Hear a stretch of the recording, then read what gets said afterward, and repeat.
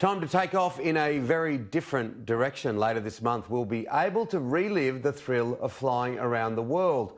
Virtually, of course, but you'll need a beefy computer and a copy of Microsoft's long-awaited refresh of its flight simulator software.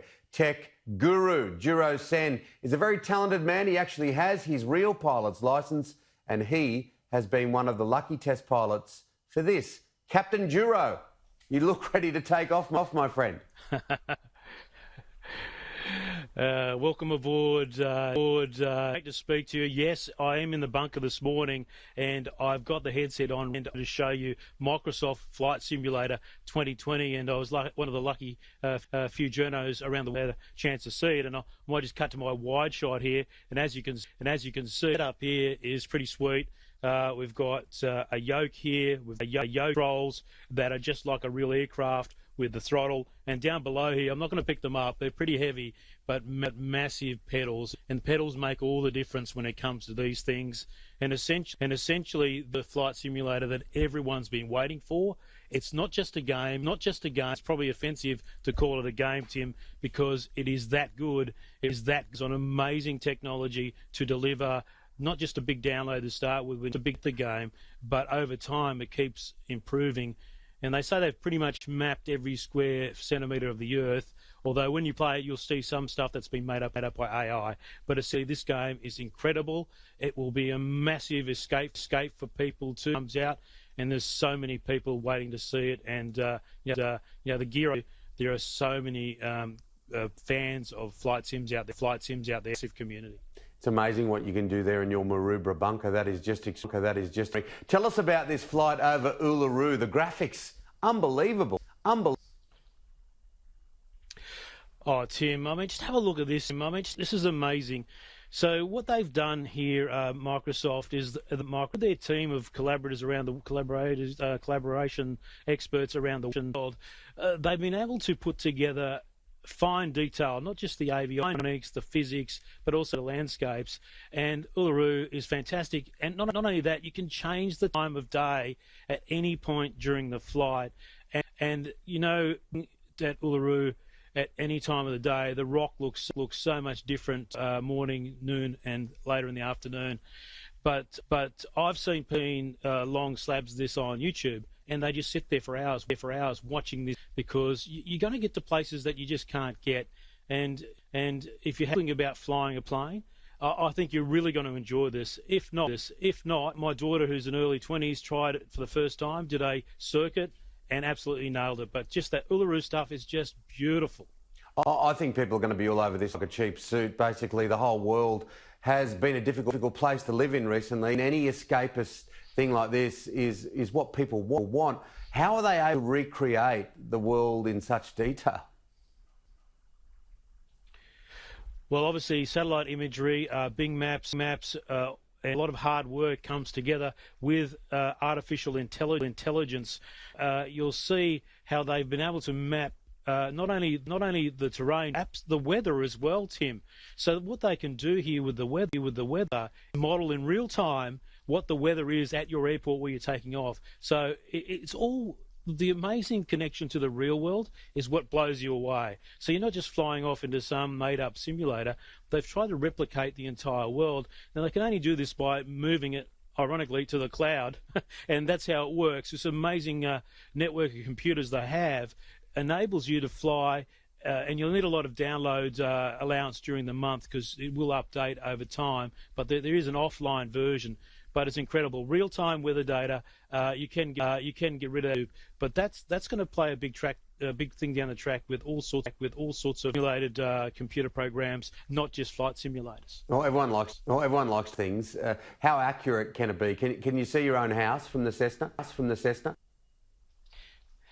I actually tried to fly over your joint, to see the old place at Lapa. But look, I took a flight over, and Sydney looks great, but there's a lot of at the moment, because the AI is making it up. But the Opera House looks great, but the Harbour Bridge looks great. Unfortunately, the Harbour Bridge at this point is missing the arch. So there's a few bits and pieces that need to be tidied up. This is a pre-release version, don't forget. So by the time you get the 18th, you'll get probably a properly rendered harbour, and those things will improve over time.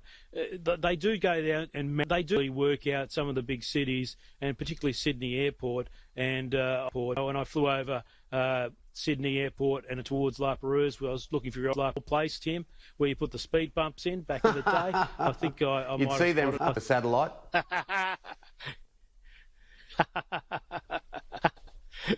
Absolutely. Now, just quickly before we move on to Garmin, there has been an enormous thirst, hasn't there, Djuro, for technology, for escapist technology, for things that don't, you can just get away from the very real news that we've had, say, for the past 6 months. Yeah, that's absolutely true. And I mean, while we're here, I might even take off from Sydney Airport, Tim, just to show you how to escape as I make my point. This thing is a little Cessna 15152, which I trained on in Brisbane. And the important thing about all this is that when you're trying to escape, you want to see if it's realistic. Stuff like this is absolutely realistic, and I think people a chance to, in this time where we are struggling to ourselves as we take off brutally off Sydney Airport. But look at that, Tim. This is a lot of fun. This is absolutely live. I'm doing now, and I could go off to find your place right now. But this is not just escapism. It's a lot of fun, and you actually learn and pretty much keep current when it comes to flying. I was really surprised how much it reminded me of flying the Cessna 152, which I learned on the 150, and I really love those planes. You can those whatever, but I like the smaller planes. It's like real flying to me. Little buzz boxes. What's the latest on the Garmin hack, mate? As we change subjects, they make a lot of them, don't they? Yeah, and this is a big warning, I think, and a shot for a lot of technology companies, Tim, because the bad coming for everyone now, and huge ransomware attack on Garmin. Now, as Garmin about with all the technology of this, Garmin make not just your watches and your fitness devices, but they also make pilot tablets and other software, glass cockpits, and some of their services were down. So that was really important when it came to trying to get people back and up and running again. Garmin were trying their best, but there was word of a massive ransom put towards Garmin. And, these companies are at the forefront now. I think you're going to see a lot more of this down the track. So when we go back to what the Prime Minister said a few weeks ago about shoring up the defences, we absolutely need to do that. Just before we go, you field a lot of mine and many other people's calls about tech because there's little you don't know about it. Are you giving Google advice? Someone told me.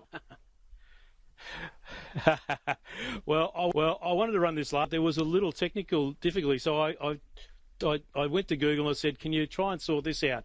Now, they have announced that you can order up on your devices any show like Netflix, Stan, whatever. But what I was interested in was Foxtel. So, hey, Google, play Sky News on Foxtel.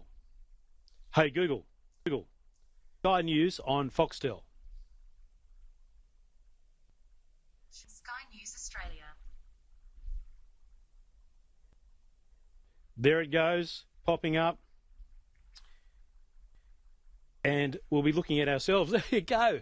How about that? So the thing, it was playing the UK version, and when I approached and reached out to Google to fix it. So when you say play Sky News on Foxtel on the Google base, Sky News Australia. You are without doubt the geek, and I say that in the nicest possible way. Now even giving Google advice. Good to see you, Djuro.